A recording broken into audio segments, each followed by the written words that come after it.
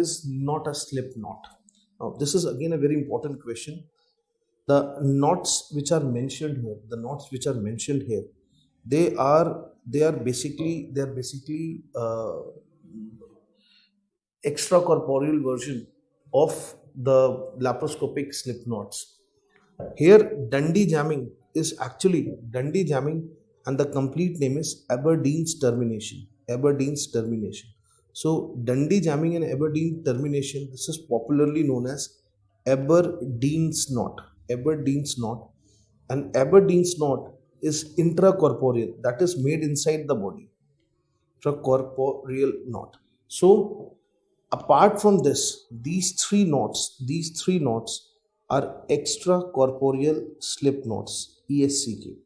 Now let us talk about what is the concept of extracorporeal slip knots. Extracorporeal slip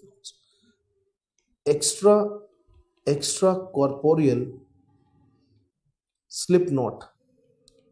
This is a very simple concept. This is a type of a knot. Which is created outside the body, and then it is glided or slipped into the body, and the target is secured. This is what is extracorporeal slip knot. Let us try to understand what are the types. Now, before you understand an extracorporeal knot, there are three parts. This is what is known as the hitch. And then we have the wines. This is the wines. And then we have the lock. These are the three parts of this knot. So let us take this X, let us take this Y, and let us take this Z. So this X, Y, and Z have been defined to form a knot. So extracorporeal slip knot, they are basically, we have a Melzer's knot, we have a Rodder's knot, and then there are a lot of people who have made their own knots. Like I use my own version, that I call it an SD's knot. I use my own version. This is 2-3-2.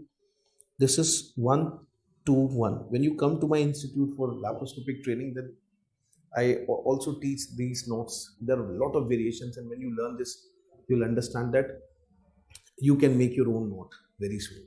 So what is a Melzer's knot? If you see a Melzer's knot, there are two wines, then three loops, and again two locks. Where is it useful? This is useful for appendicectomy. Like if you don't have an appendicular loop, then if you have a difficult gallbladder, suppose you have a difficult gallbladder and now you want to tie, surgeon's knot will not work here. So what you have to do, this is a very secure knot. You'll pass the suture down, take it out, and then make a knot, and then slip it and secure it. This is 100% safe. Remember, surgeon's knot tend to leak, but this will not.